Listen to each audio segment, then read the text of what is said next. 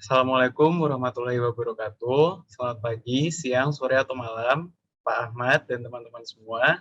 Hari ini kami dari kelompok 8 akan menjelaskan mengenai natura dalam Undang-Undang Harmonisasi Perpajakan. Next. Pertama-tama, anggota kelompok kami ada saya sendiri, Dionisa Nargara Harjo, kemudian ada Kadek Maidi, ada Josephine Aureli, ada Cornelius Ageng, dan ada Elsa Syafira. Next.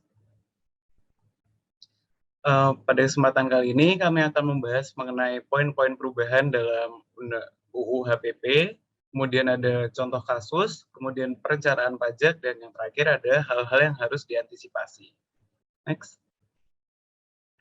Baik, yang pertama adalah poin-poin perubahan mengenai natura antara UU PPH dan UU HPP. Jadi sebelumnya kita menjelaskan terlebih dahulu apa itu natura. Jadi menurut Surat Edaran Dirjen Pajak Nomor SE 03 PJ 23 tahun 1984, natura adalah kenikmatan dalam bentuk natura adalah setiap balas jasa yang diterima atau diperoleh pegawai, karyawan atau karyawati dan atau keluarganya tidak dalam bentuk uang dari pemberi kerja. Sedangkan menurut penjelasan atas Undang-Undang Nomor 11 tahun 2020 atau UU Cipta Kerja, natura itu adalah penggantian atau imbalan dalam bentuk natura atau kenikmatan berkenaan dengan pekerjaan atau jasa merupakan tambahan kemampuan ekonomis yang diterima bukan dalam bentuk uang. Penggantian atau imbalan dalam bentuk natura seperti beras, gula, dan sebagainya, dan imbalan dalam bentuk kenikmatan seperti penggunaan mobil, rumah, dan fasilitas pengobatan bukan merupakan objek pajak. Ini adalah menurut UU Ciptaker. Next. Nah, dari UU nomor 36 tahun 2008 tentang pajak penghasilan, itu ada beberapa perubahan jika dibandingkan dengan Undang-Undang Harmonisasi Perpajakan. Yang pertama di pasal 4 ayat 1 huruf A, kemudian di pasal 4 ayat 3 huruf D, itu keduanya diubah. Kemudian pada pasal 6 ditambahkan ayat 1 huruf N, kemudian terjadi penghapusan pada pasal 9 ayat 1 huruf E. Next. Pada pasal 4 itu pada UU Pajak Penghasilan atau UU PPH itu mengatur mengenai objek pajak. Nah, dalam UU PPH tidak dijelaskan natura sebagai objek pajak. Namun dalam UU Harmonisasi Perpajakan dijelaskan di situ yang ditebal, yang di bold itu imbalan dalam bentuk lainnya termasuk natura dan atau kenikmatan itu merupakan objek pajak. Next. Selanjutnya, pengecualian objek pajak. Jadi di pasal 4 ayat 3 huruf D itu ada perubahannya. Kalau tadi sebelumnya membahas objek pajak, maka kali ini membahas bukan yang dikecualikan dari objek pajak. Nah, dilihat di sini, kalau di dalam UU PPH itu, yang dalam bentuk natura itu yang dikecualikan adalah yang diberikan oleh bukan wajib pajak yang dikenai PPh secara final, atau wajib pajak yang menggunakan norma perhitungan khusus. Nah, tapi di Undang-Undang HPP, natura yang dikecualikan itu meliputi makanan, dan bahan minuman atau minuman bagi seluruh pegawai, kenikmatan yang disediakan di daerah tertentu, kenikmatan yang harus disediakan oleh pemberi kerja, natura yang bersumber dari APBN atau APBD, dan yang terakhir adalah jenis natura dengan batasan tertentu, itu semuanya dikecualikan dari objek pajak. Next. Kemudian pasal 6 ini mengenai biaya yang dapat dikurangkan. Jika sebelumnya di UU PPH itu tidak ada huruf N, maka di UU HPP ini ditambahkan pada pasal 6 ayat 1 huruf N itu biaya penggantian atau imbalan yang diberikan dalam bentuk natura dan atau kenikmatan itu merupakan salah satu biaya yang dapat dikurangkan. Next. Kemudian pasal 9 ayat 1 huruf E, jika dalam UU Pajak Penghasilan sebelumnya natura itu merupakan biaya yang tidak dapat dikurangkan, maka dalam UU Harmonisasi Perpajakan itu dihapus. Next. Ringkasannya, natura itu sekarang termasuk dalam objek pajak. Tapi terdapat juga beberapa natura yang dikecualikan dari objek pajak, seperti makanan dan minuman bagi seluruh pegawai, natura yang disediakan di daerah tertentu, natura yang harus disediakan oleh pemberi kerja, natura yang bersumber dari APBN atau APBD, dan natura dengan jenis dan batasan tertentu. Nah, kemudian dijelaskan pula bahwa sekarang itu penggantian atau imbalan dalam bentuk natura itu dapat dikurangkan dari penghasilan bruto. Ini mungkin khususnya mengenai PPh badan. Baik, selanjutnya akan dijelaskan oleh rekan saya.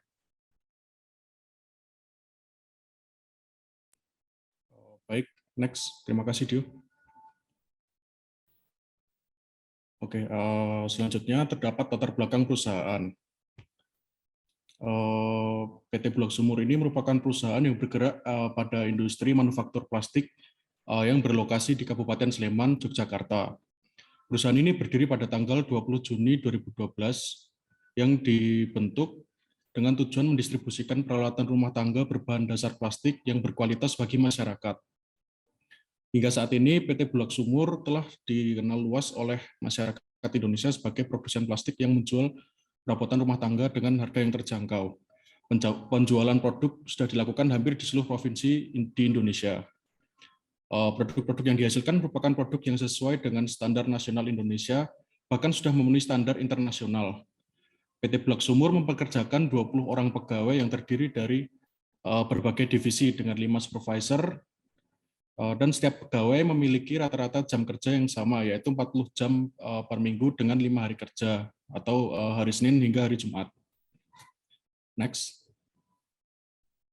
Nah, kemudian upaya perusahaan dalam meminimalkan biaya pajak. Nah, tax planning ini sangat dibutuhkan perusahaan untuk mengefisiensikan beban pajak sesuai dengan peraturan yang berlaku. PT Bulog Sumur merupakan perusahaan yang membutuhkan tax planning guna mengefisiensikan beban pajak dari setiap tahunnya. Dalam meminimalkan beban pajak dan sekaligus memaksimalkan kesejahteraan karyawan, PT Bulog Sumur melakukannya dengan cara memberikan natura. Memang natura itu bukan merupakan penghasilan bagi karyawan dan juga bukan merupakan biaya bagi perusahaan. Jika natura yang diberikan dalam bentuk tunjangan, baik tunjangan makanan atau tunjangan yang bersifat kenikmatan, akan diakui oleh perusahaan sebagai biaya dan bisa menjadi penghasilan bagi karyawan.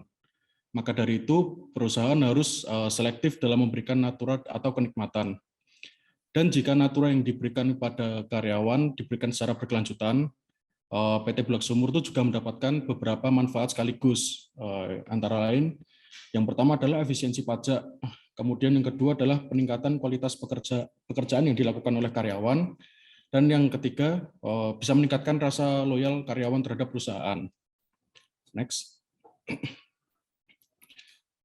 Nah, berikut adalah rincian laporan laba rugi PT Bulog Sumur sebelum melakukan perencanaan pajak. Dengan laba kotor sebelum pajak sebesar 3.270.500.000 dengan rincian beban seperti yang ada di samping laporan laba rugi ini dengan total beban sebesar 2.098.500.000. Next. Nah, baik, selanjutnya akan dilakukan oleh rekan saya. Nah, selanjutnya yaitu contoh kasus sebelum dan sesudah Undang-Undang HPP diberlakukan. Nah, baik kita ambil skema 1, yaitu ketika perusahaan PT Bulog Sumur itu tidak melakukan tax plan. Yang mana di sini telah dijelaskan sebelumnya bahwa pendapatan usaha dari PT Bulog Sumur diilustrasikan sebesar 7 miliar dan HPP-nya sebesar 1.631.000.000. Yang mana dari pengurangan pendapatan usaha dikurang HPP itu didapatkan laba kotor sebesar 5.369.000.000. Selanjutnya yaitu total beban operasi dari PT Bulog Sumur itu sebesar 2.098.500.000 dan dilakukan koreksi positif yang mana dalam skema 1 tanpa tax plan tidak ada natura yang dikurangkan sebagai biaya, maka seluruhnya itu terkoreksi fiskal positif sebesar 729.500.000. Nah, beban setelah koreksi yaitu sebesar 1.369.000.000. Sehingga didapatkan penghasilan kena pajaknya dari laba kotor yang dikurangi dengan beban setelah koreksi sebesar 4 miliar. Dan didapatkan pajak penghasilannya dengan dikalikan 22% sebesar 880 juta. Sehingga dihasilkan laba bersih setelah pajak dari PT Bulak Sumur yaitu sebesar 2.350.500.000. Next. Selanjutnya itu skema 2 dengan tax plan berdasarkan Undang-Undang PPH.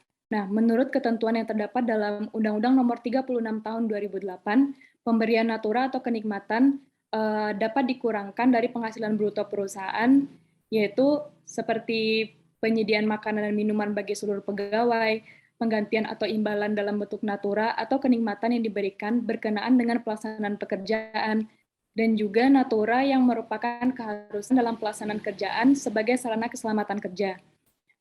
Nah, dari rincian biaya yang telah dirincikan oleh rekan saya tadi, maka natura berupa makan pegawai dan seragam keselamatan pegawai itu dapat dikurangkan sebagai biaya. Maka koreksinya hanya mencakup natura berupa kendaraan, rumah dinas, dan fasilitas kesehatan.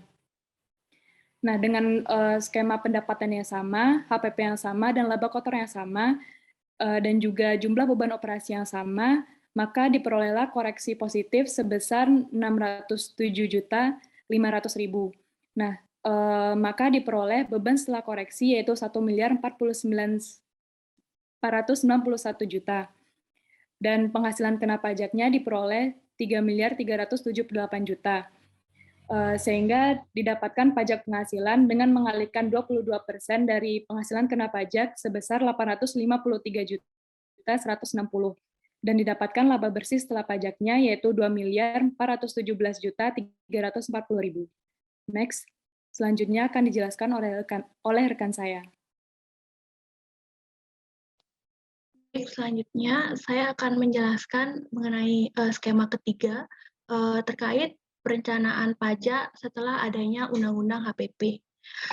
Setelah adanya Undang-Undang Nomor 7 Tahun 2021 mengenai harmonisasi peraturan perpajakan, natura dikategorikan sebagai objek pajak yang mengecualikan sebanyak 5 bentuk natura yang telah dijelaskan sebelumnya oleh Dionisa. Nah, maka dari itu, setelah adanya pengesahan Undang-Undang HPP, natura berupa kendaraan bermotor untuk supervisor, fasilitas kesehatan pegawai, dan fasilitas rumah dinas dapat dikurangkan sebagai biaya. Nah, koreksi hanya mencakup biaya makan dan biaya seragam keamanan. Maka dari itu, setelah adanya perencanaan pajak, rincian besaran pajak penghasilan yang dapat diperoleh oleh PT Bulak Sumur adalah sebagai berikut. Beban operasi sebelum adanya perencanaan pajak sebesar 2.098.500.000. Dengan adanya koreksi positif sebesar 122 juta, maka beban setelah koreksi menjadi sebesar 1.976.500.000. Sehingga penghasilan kena pajak dengan mengurangi laba kotor dan beban setelah koreksi menjadi 3.392.500.000. Pajak penghasilan yang dikenakan terhadap PKP tersebut 746.350.000. Sehingga akhirnya laba bersih setelah pajak yang diperoleh oleh PT Bulak Sumur adalah sebesar 2.646.150.000. Next. Dari ketiga skema yang telah kami jelaskan, dapat disimpulkan bahwa dengan adanya skema pajak penghasilan yang dibayarkan oleh PT Bulak Sumur mengalami penurunan. Nah, yang pertama, tanpa menggunakan perencanaan pajak, PT Bulak Sumur harus membayar PPh sebesar 880 juta. Sedangkan melalui perencanaan pajak sebelum adanya Undang-Undang HPP, PT Bulak Sumur harus membayar PPh sebesar 853.160.000. Selanjutnya, melalui perencanaan pajak setelah Undang-Undang HPP, PT Bulak Sumur harus membayar pajak sebesar 746.350.000. Maka dapat kita simpulkan bahwa Dengan adanya Undang-Undang HPP akan memberikan keuntungan bagi PT Bulak Sumur, terutama dalam hal yang berkaitan dengan natura atau kenikmatan. Next. Selanjutnya, pada bagian ketiga, kami akan menjelaskan mengenai hubungan Savan Framework dengan perencanaan pajak terkait dengan kasus pada poin kedua. Next. Pertama-tama, saya akan menjelaskan mengenai strategi. Jadi strategi pada Savan berarti mendesain transaksi secara konsisten yang sesuai dengan tujuan strategis perusahaan. Nah, perencanaan pajak terkait dengan perubahan kebijakan perpajakan harus disesuaikan dengan kegiatan operasi, investasi, dan pembiayaan agar tetap sesuai dengan strategi perusahaan, sehingga kedepannya tidak akan mengganggu jalannya kegiatan perusahaan dalam mengimplementasikan strateginya. Setelah kita ketahui bahwa sebelumnya terdapat perubahan ketentuan mengenai natura yang diperbolehkan untuk diperlakukan sebagai pengurang penghasilan kena pajak setelah adanya Undang-Undang HPP. Sehingga melalui perubahan yang terjadi, perlu dilakukan perancangan ulang terkait strategi perencanaan pajak oleh PT Bulak Sumur agar tetap sesuai dengan tujuan perusahaan dan dapat memaksimalkan profit perusahaan. Selanjutnya akan dijelaskan oleh rekan saya.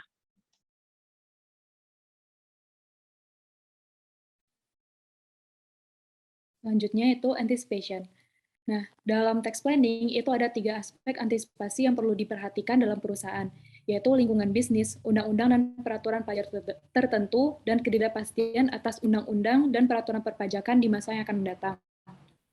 Nah, dalam kasus ini, dengan ditetapkannya natura atau kenikmatan sebagai tambahan penghasilan karyawan, maka setelah diberlakukannya Undang-Undang HPP, perusahaan harus menentukan kembali komponen penghasilan karyawan yang dipotong dalam PPh pasal 21. Karena natura atau kenikmatan yang diberikan kepada karyawan itu akan menambah pajak penghasilan karyawan atau pajak penghasilan pribadinya. Dan juga perusahaan harus mempertimbangkan kembali terkait natura sebagai deductible expense sehingga dapat mengurangi pajak terutang perusahaan. Nah, dengan diberikannya natura atau kenikmatan kepada karyawan secara berkelanjutan, maka ini akan memberikan manfaat bagi karyawan dan juga bagi perusahaan, seperti loyalitas karyawan dan peningkatan kinerja serta efisiensi waktu karyawan, serta juga efisiensi pembayaran pajak sehingga pajak terutang dari perusahaan akan menjadi minim.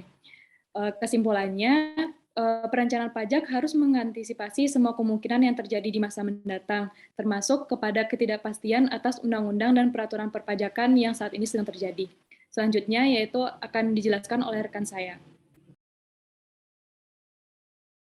Baik, selanjutnya saya akan menjelaskan aspek nilai tambah atau value adding dalam Savan Framework. Jadi perencanaan pajak itu harus menambah nilai perusahaan.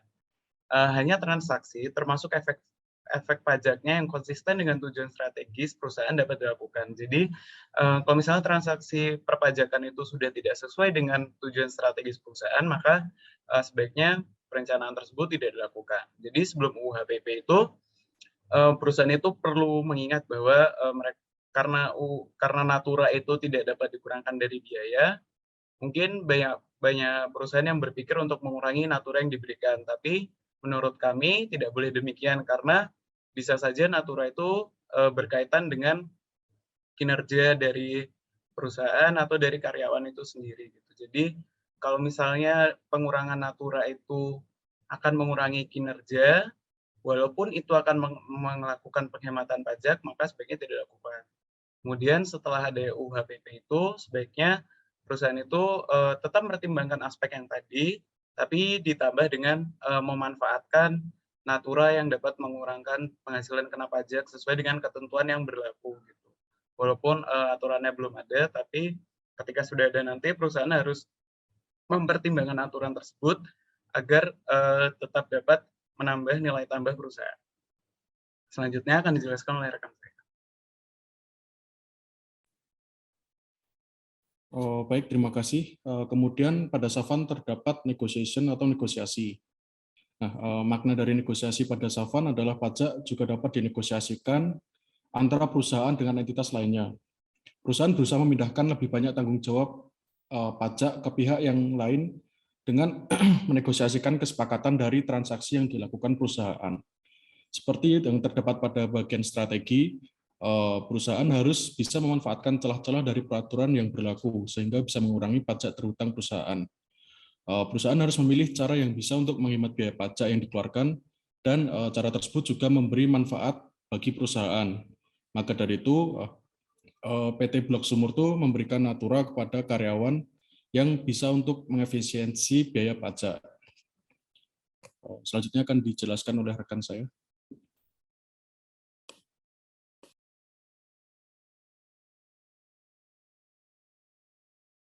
Baik, selanjutnya yaitu adalah transformation. Jadi dalam framework Safan ini, dalam kita merencanakan perpajakan, transformasi transaksi ini merupakan salah satu cara yang bisa dilakukan oleh perusahaan dalam rangka meminimalkan kewajiban perpajakan.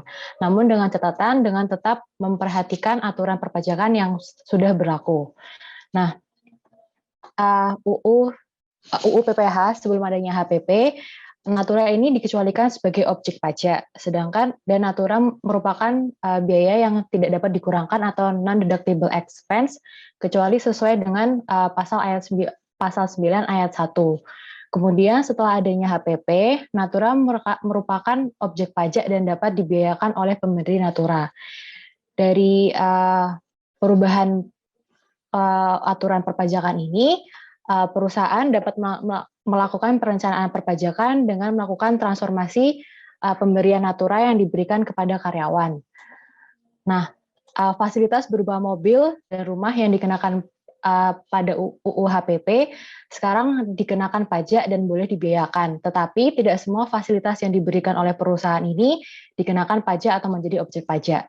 Kemudian ada yang perlu diperhatikan lagi adalah natura yang diatur dalam pasal 4 ayat 3D ini dikecualikan sebagai objek pajak, seperti makanan yang diberikan kepada seluruh pegawai, natura yang disediakan di daerah tertentu, natura yang harus disediakan oleh pemberi kerja, natura yang bersumber dari anggaran APBD ataupun APBN, dan natura jenis lain atau batasan tertentu.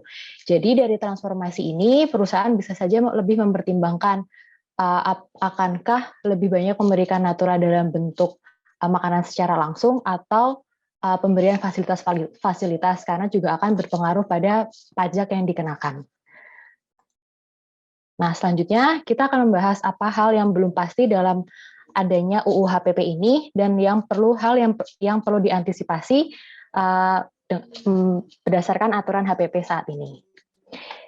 Jadi untuk natura sendiri, sebenarnya belum ada aturan turunan yang merinci hal-hal apa lagi yang perlu diperhatikan dalam aturan perpajakan. Nah, karena belum adanya aturan turunan ini, dan pemerintah tidak kunjung merilis aturan turunan yang membahas secara terperinci, hal ini itu menjadi hal yang perlu diperhatikan bagi perusahaan dan bagi para pemilik bisnis, karena belum adanya aturan ini, bisa mempengaruhi kewajiban perpajakan di masa mendatang. Kemudian belum ada juga kategori natura yang secara terperinci belum dirilis aturannya. Jadi karena belum ada aturan ini, banyak hal yang perlu diantisipasi. Contohnya karena belum adanya kategori natura ini, belum jelas manakah fasilitas yang bisa dikenakan pajak atau sebagai objek pajak dan natura yang dikecualikan dari objek pajak. Kemudian, karena belum adanya aturan ini, harus ada pemahaman yang selaras antara fiskus atau negara atau pemerintah dengan wajib pajak. Hingga aturan turunan ini belum ada, harus ada pemahaman yang selaras. Karena jika belum ada pemahaman yang selaras, hal ini akan menjadi kerugian di masa mendatang. Karena ketidakselarasan pemahaman ini dan belum adanya aturan yang merinci tentang natura, hal ini bisa menjadi kerugian di masa mendatang dan bisa memicu sengketa perpajakan. Contohnya mungkin saat ini bisnis sudah melakukan perpajakannya sesuai aturan. Namun karena belum ada aturan terperinci dan kedepannya mungkin ada aturan tambahan atau berbeda, ini juga bisa jadi hal yang merugikan perencanaan pajak yang sudah dilakukan pada awal pada periode langsung.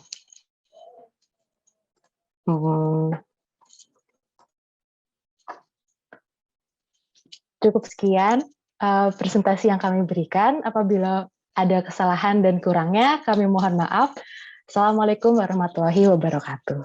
Terima kasih.